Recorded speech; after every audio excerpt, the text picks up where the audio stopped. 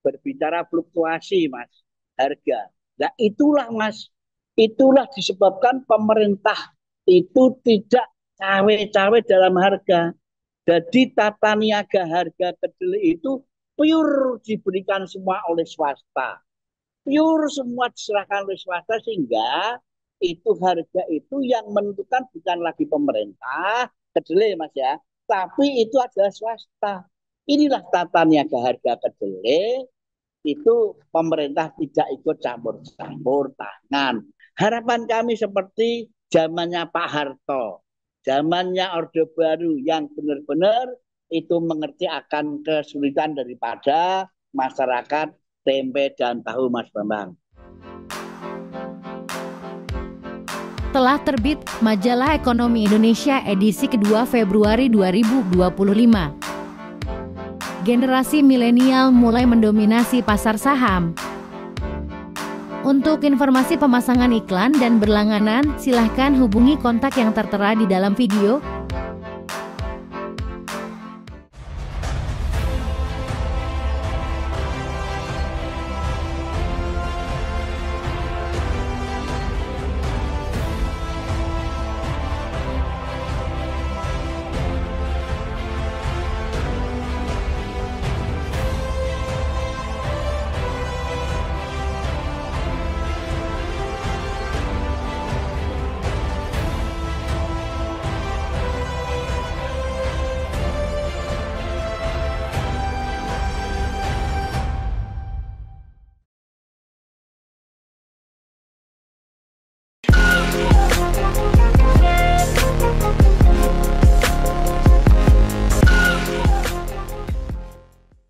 Assalamualaikum warahmatullahi wabarakatuh.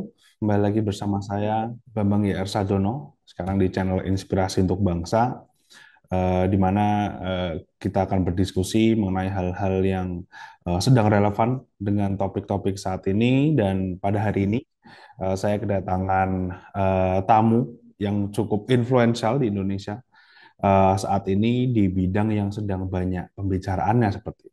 Kita kedatangan Bapak Sutrisno Supriantoro SE. Beliau merupakan Ketua Puskopti Jawa Tengah. Puskopti di sini merupakan pusat koperasi tempe dan tahu Indonesia, di mana pada tahun baru ini kita tentunya banyak membahas mengenai sembada pangan seperti itu. Nah, sebelum kita lanjut berdiskusi dan bertanya mengenai hal-hal lainnya, saya ingin menanyakan kabar dulu pada Pak Sutrisno. Bagaimana kabarnya Pak hari ini? Alhamdulillah baik sekali, Mas Bambang Sadono Junior. Salam hormat saya, Mas Bambang Sadono Junior. Iya Pak. Iya, jadi mungkin langsung saja ya ke pertanyaan pertama mengenai ini kan Puskopti kan tahu dan tempe seperti itu ya. Nah itu kan tahu dan tempe tentunya bahan dasarnya merupakan kedelai seperti itu ya Pak. Dengan kondisi Indonesia saat ini yang tentunya membutuhkan banyak tahu dan tempe ya, itu sebenarnya kondisi ketersediaan bahan dasar kedelai di Jawa Tengah itu sekarang situasinya bagaimana, Pak? Karena saya dengar kok bahkan hingga mencapai 90% kita impor untuk kedelai ini. Monggo. Baik, terima kasih, Mas. Sebelumnya saya sampaikan selamat pagi dan salam sejahtera untuk kita semuanya. Yang selanjutnya terima kasih sekali dari Mas Bambang Junior yang telah peduli memperhatikan keberadaan kedelai khususnya di Jawa Tengah. Untuk itu kami atas nama Puskopti Jawa Tengah menyampaikan terima kasih. Yang selanjutnya betul Mas Bambang, jadi untuk di Indonesia, bahkan di Indonesia bukan di Jawa Tengah saja, itu betul sekali bahwasanya kedelai kita itu ketergantungan dengan negara lain, utamanya Amerika, yaitu mencapai 90%. Sehingga ketersediaan di Jawa Tengah khususnya bahkan seluruh Indonesia itu hanya mampu menyediakan 10% dari kebutuhan baik regional maupun secara nasional. Yang perlu kami sampaikan, kami laporkan, nah inilah yang perlu mendapatkan satu perhatian. Memang kalau kita mengakui ketersediaan atau stok tidak masalah, Mas. Tidak ada masalah. Nah ini. Namun impor kita itu mencapai 90%. Itulah Mas Bambang yang menjadi keprihatinan kita. Sedangkan kita ketahui negara kita, para regional Jawa Tengah itu adalah agraris. Gitu Mas Bambang. Iya, kemudian kalau untuk di Jawa Tengahnya sendiri nih Pak, secara spesifik itu eh, untuk persentase penyedia lokal dan impornya tuh berapa ya Pak? Dan untuk ketersediaannya sendiri itu apakah sebenarnya bisa apabila untuk Jawa Tengah itu hanya dari lokal saja seperti itu Pak? Saya optimis dan yakin Mas bisa Mas.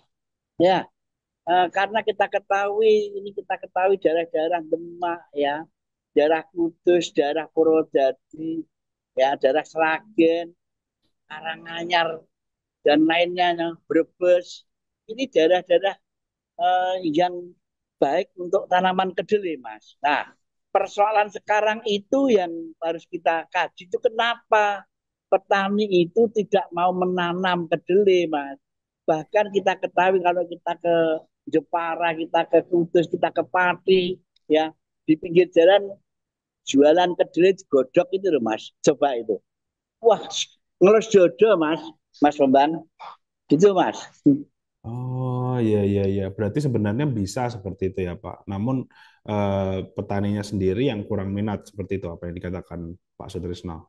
Betul, betul sekali Mas Bambang. Sehingga ini perlu ada kiat-kiat, utama Kementerian Pertanian dengan dinas pertanian di masing-masing regional, khususnya Jawa Tengah. Ini harus berpadu, apalagi sekarang pemerintah adanya badan dan ketahanan pangan. Nah, ini bisa buat modal, Mas. Karena ini perlu kami menyampaikan bahwasanya enggannya para petani menanam kedelai itu yang pertama pupuk mahal, Mas. Yang kedua, ketika panen raya ini pemerintah tidak ikut cawe-cawe, Mas, diculiki hingga harga jatuh total, terjun bebas. Nah, inilah yang perlu mendapatkan satu perhatian. Apalagi kita ketahui pemerintahan Pak Prabowo ini kelihatannya mudah-mudahan benar ini konsisten akan program beliau, Pajale utamanya. Padi, jagung, kedelai menjadi skala prioritas. Mudah-mudahan kita semua Pemkab di Kabupaten Kota Jawa Tengah sangat-sangat berharap Mas Bambang. Baik baik, iya terkait dari kedelai itu sendiri kan pastinya harganya berfluktuasi ya. Kalau tidak salah itu tahun baru sempat naik juga, tapi sekarang sedang menurun seperti itu kalau tidak salah. Nah, itu bagaimana pendapat Bapak Sutrisno terkait fluktuasi tersebut dan apakah harga tersebut masih dapat dijangkau oleh para pengrajin tahu tempe? Wah, Nisa terima kasih sekali Mas Bambang. Mas Bambang benar-benar pemerhati daripada situasi kedelai khususnya. Berbicara fluktuasi, Mas, harga. Nah, itulah disebabkan pemerintah itu tidak cawe-cawe dalam harga. Jadi tata niaga harga kedelai itu pure diberikan semua oleh swasta. Pure semua diserahkan oleh swasta sehingga itu harga itu yang menentukan bukan lagi pemerintah kedelai Mas ya, tapi itu adalah swasta. Inilah tata niaga harga kedelai itu pemerintah tidak ikut campur tangan. Oleh karena itu ini belum dilakukan pun kami gerakan Pemkab di Kabupaten Kota se-Indonesia utamanya se-Jawa Tengah itu menyambut baik atas peran serta daripada Bulog sekarang bukan lagi sebagai badan usaha milik negara, tapi ini sudah di bawah langsung oleh Presiden. Harapan kami seperti zamannya Pak Harto, zamannya Orde Baru yang benar-benar itu mengerti akan kesulitan daripada masyarakat tempe dan tahu Mas Bambang. Matur nuwun Mas Bambang. Telah terbit edisi digital dan cetak. Majalah Politik Indonesia edisi ke-6 Februari 2025. membahas mengenai Hari Pers Nasional 2025, dinamika perjuangan media cetak hingga kondisi media siber di Indonesia. Untuk informasi dan berlangganan dapat menghubungi kontak yang ada di video. Berbicara mengenai peran dari pemerintah seperti itu ya. Saya dengar juga sebenarnya kan sudah itu ya Pak. Maksudnya kan pemerintah salah satu upayanya kan dengan impor ini juga untuk menurunkan harga seperti itu. Nah, kalau dari berita yang Pak Sutrisno dengar sendiri atau mungkin upaya langsung dari pemerintah yang bekerja sama dengan Puskopti itu seperti apa bentuknya itu Pak? Dan kalau dari Puskoptinya sendiri upayanya seperti apa Pak? Ya, begini Mas. Yang pertama kami dari Puskopti Jawa Tengah, ketika itu harga kedelai tidak terkendali sudah sampai 15.000 per kilo, 14.000 per kilo, bahkan paling rendah waktu itu 13.500. Nah ini kami mencoba melakukan satu upaya pendekatan dengan pemerintah. Ini pun dengan melalui satu upaya-upaya yang sulit dengan gerakan. Bahkan kami terus terang mau mengancam demo tahun 2002, 2003. Ini kan gede sampai muncak mas, sampai 15.000. Sehingga akhirnya kita secara bersama-sama gerakan Kopti se-Indonesia mengadakan satu demo, akhirnya tidak jadi demo, langsung ada bantuan waktu itu sampai mencapai 2.000 per kilogram mas waktu itu. Nah, namun sekarang ini perlu kami laporkan pada Mas Bambang, ini setelah pelantikan daripada Pak Presiden Prabowo ini harga stabil mas. Ini artinya apa? Ini sak geleme dhewe mengenai tata niaga harga kedelai. Artinya itulah harga kedelai ditentukan oleh swasta. Kalau dulu alasannya itu dolar naik, alasannya itu panen raya di Amerika sangat sedikit dan sebagainya. Itu alasan. Kenyataannya sekarang dolar naik, harga tetap turun. Aneh mas. Dan ini kan satu hal yang itu. Tapi dalam kesempatan ini kami menyampaikan salam hormat dan terima kasih pada Mas Bambang Junior nih yang peduli terhadap keberadaan para pengrajin tempe tahu di Jawa Tengah mas. Matur nuwun mas. Iya Pak, iya, karena memang sebenarnya walaupun mungkin terdapat fluktuasi seperti itu ya, sebenarnya kan kalau dilihat dari tahun 2019 sendiri kan trennya naik terus ya Pak, walaupun mungkin sedikit-sedikit seperti itu. Nah, kalau dampak yang paling terasa sendiri dari fluktuasi harga kedelai, mungkin lebih ke kenaikan ya, itu terhadap industri tahu dan tempe di Jawa Tengah itu terutama bagi usaha kecil dan menengah ya Pak, bukan yang besar seperti itu. Itu sebenarnya dampaknya seperti apa sih Pak? Ya, wah dampaknya itu total. Ketika kedelai itu sampai 15.000 per kilogram, ya udah kolab gitu aja. Kolab. Jadi sehingga kalau waktu itu pemerintah tidak mengambil langkah-langkah, itu ya sudah kolab gitu. Kami pun eh, ketika itu tahun 2020, 2019 ya, itu kan mulai tren naiknya gitu. Ya, bagaimana dengan kami para pengrajin tempe tahu melalui melalui gerakan Kopti ini untuk melakukan satu upaya pendekatan dengan pemerintah. Ya akhirnya mendapatkan itu. Namun itu yang sudah banyak yang belum tikar. Bukan hanya itu kedelai apa tahunya diperkecil, tempenya diperkecil enggak, tapi gulung tikar Mas Bambang. Ini sebagai informasinya.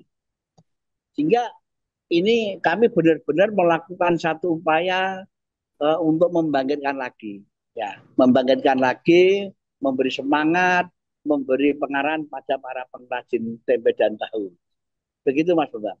Iya, baik-baik. Berarti itu kan memang juga berpengaruh untuk UMKM-nya seperti itu ya Pak. Nah, berbicara mengenai UMKM ini kan pemerintah berencana untuk menghapus utang UMKM Pak. Nah, apakah semua kebijakan ini berlaku untuk seluruh sektor UMKM, termasuk pengrajin tempe dan tahu? Kira-kira menurut pendapat Bapak bagaimana? Baik Mas, terima kasih. Memang kita akui sampai saat ini untuk para UMKM dari anggota Kopti ini belum terjamah Mas. Namun perlu kami laporkan bahwa kami dari Puskapti Jawa Tengah telah mengirim surat kepada Dinas Koperasi Jawa Tengah untuk mengusulkan juga mengenai para usaha kecil, menengah dan kecil yang tergabung dalam Kopti untuk diberikan juga fasilitas itu. Karena kita ketahui bahwasanya para pengrajin tempe tahu dan lainnya ini sangat-sangat tangguh, Mas, ketika menghadapi badai-badai tahap tangguh. Nah, oleh karena itu, ketika ada perusahaan-perusahaan itulah yang justru mempengaruhi dalam bidang usahanya. Nah, terkait dengan itu, karena ini boleh dikatakan itu ada tsunami lah, Mas, gitu. Kalau para pengrajin tempe tahu harganya tinggi, nah gitu loh. Maaf, kedelainya tinggi, lah ini kan kalau hari ini bisa memasak 25, besok sudah masak 5 kilo aja nggak bisa, Mas. Karena tinggi lah. Ini disebabkan itu.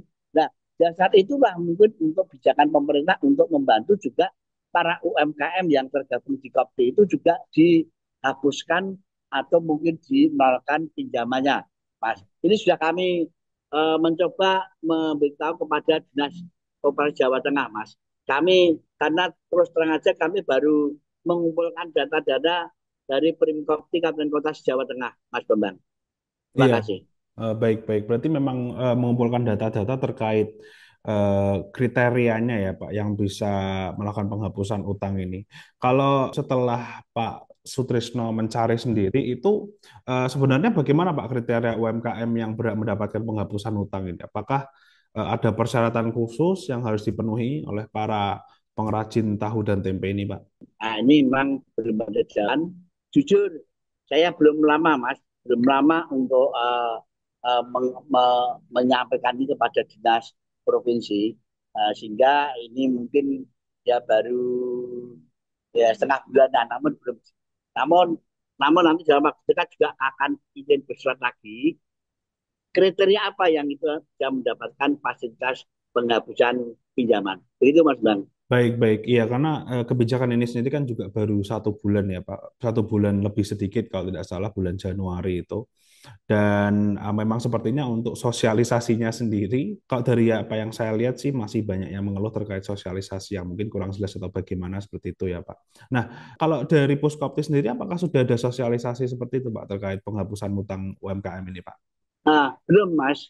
Hanya kami memberitahu, hanya meneruskan surat dari Gatopindo kepada Puskopti, kepada Puskopti Jawa Tengah, bahwasanya untuk mempersiapkan apa namanya surat dari Gatopindo, Gabungan Koperasi Tempe Tahu Nasional ini sudah kita share ke masing-masing Primkopti Kabupaten Kota. Namun belum secara rinci itu menjelaskan kriterianya, Mas. Hanya sifatnya pendataan aja, dikarenakan apa? Misalkan Primkopti ini ada anggota 200 pengrajin tempe, pengrajin tahu. Ya, pinjaman dalam hal ini KM macet itu sifatnya masih umum, Mas. Belum secara terinci gitu, Mas Bambang. Baik, baik, baik. Berarti untuk implementasinya sendiri dari Puskopti sudah sampai mana nih Pak? Apakah sudah ada manfaat yang terasa atau bagaimana? Ya belum ada, belum ada. Ini kan dari kita sudah mengumpulkan data dan kita kirim ke provinsi. Dan ini belum ada jawaban. Bahkan saya mohon seperti apa yang sampaikan Mas Bambang, bagaimana kriteria untuk mendapatkan ini. Sehingga nanti akan kita susuli begitu, Mas. Kalau ada yang kurang gitu. Gitu, Mas Bambang. Telah terbit Majalah Kesehatan Indonesia edisi pertama Februari 2025. Kontroversi BPJS dan PPDS serta tantangan dalam mencari model terbaik layanan kesehatan di Indonesia. Untuk informasi pemasangan iklan dan berlangganan, silakan hubungi kontak yang tertera di dalam video. Baik, baik, baik.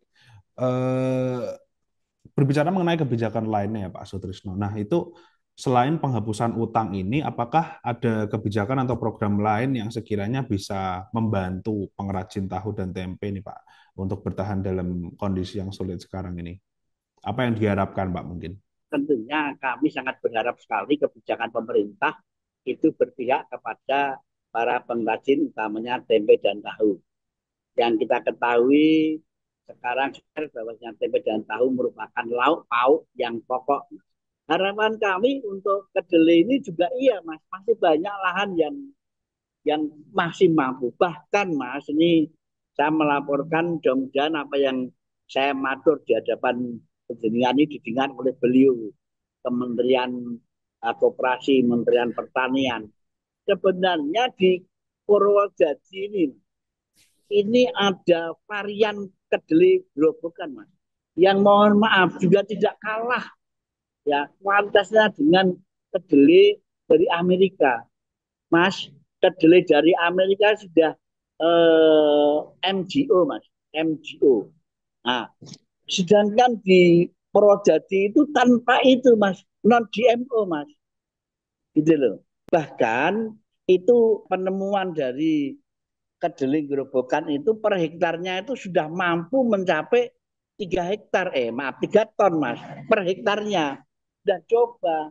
Nah, kalau pemerintah itu menggandeng dengan sistem apa namanya tani tani lokal atau di desa itu kan ada persatuan tani itu kan lebih bagus Mas Bambang.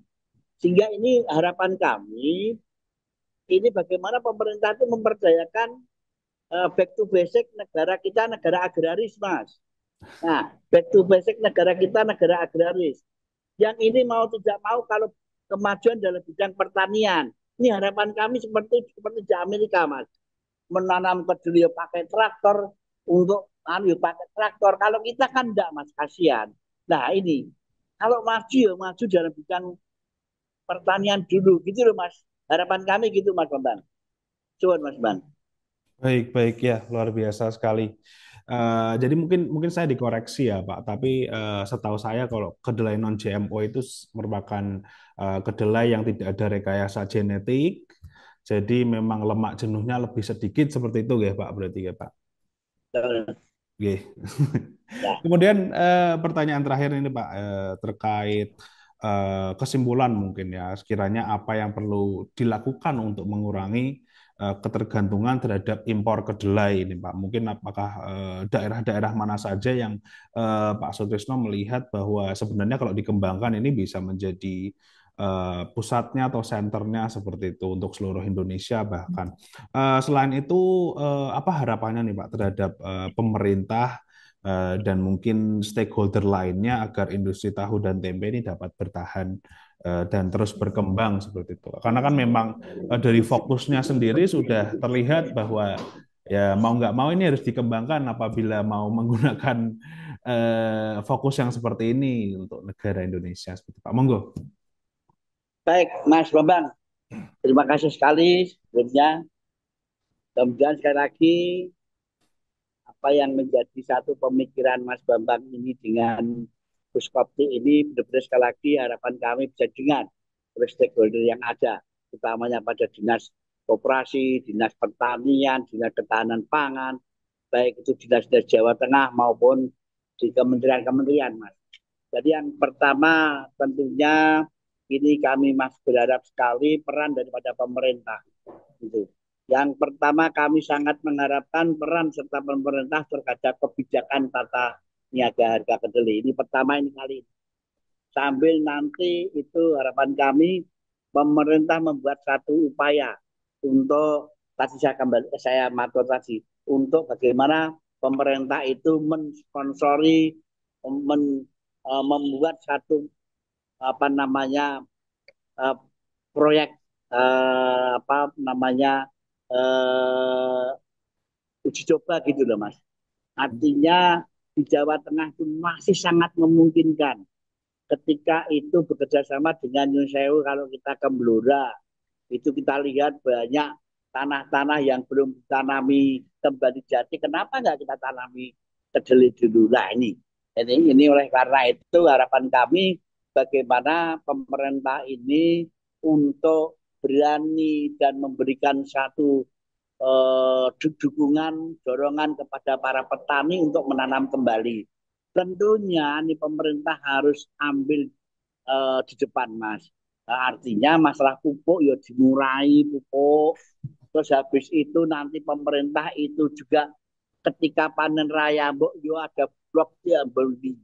Nah, ketika itu dilakukan seperti halnya zaman Orde Baru, zamannya Pak Atom, ini saya sampaikan Jawa Tengah itu mampu 70% loh Mas. 70% kebutuhan di Jawa Tengah itu dibutuhkan Jawa Tengah. Yang 30 baru diimpor. Nah, harapan kami nggak usah sampai 70 lah. Sampai 40% dari kebutuhan Jawa Tengah aja. Udah ciamik Mas, udah bagus. Ini loh. Nah, oleh karena itu ini semua akan bisa tercapai manakala keberpihakan pemerintah itu kepada para petani kedelai. Dan juga tentunya ini harapan kami, saya berharap siap kami Kopi Jawa Tengah Puskopti menjadi outtakernya Mas. Siap menjadi pembelinya Mas. Ketika para petani itu menanam kedelai bareng-bareng. Barangkali itu Mas Bambang yang bisa saya sampaikan penjenengan. Tentunya sekali lagi saya menyampaikan salam hormat dan terima kasih yang tidak terhingga atas kesempatan kami untuk menyampaikan unek-unek ini, Mas Bambang. Ya, baik Pak Sutrisno, terima kasih juga atas waktunya dan juga sesuai pikiran dan tadi unek-unek yang sudah disampaikan terkait masalah yang sedang kita hadapi saat ini dan juga potensi ke depannya bagaimana. Saya mohon maaf apabila ada salah-salah kata untuk Pak Sutrisno dan juga untuk para penonton di rumah. Jangan lupa saksikan video-video lainnya di channel Inspirasi untuk Bangsa. Wassalamualaikum warahmatullahi wabarakatuh. Saya Bambang ya Sadono, tetap di channel Inspirasi untuk Bangsa.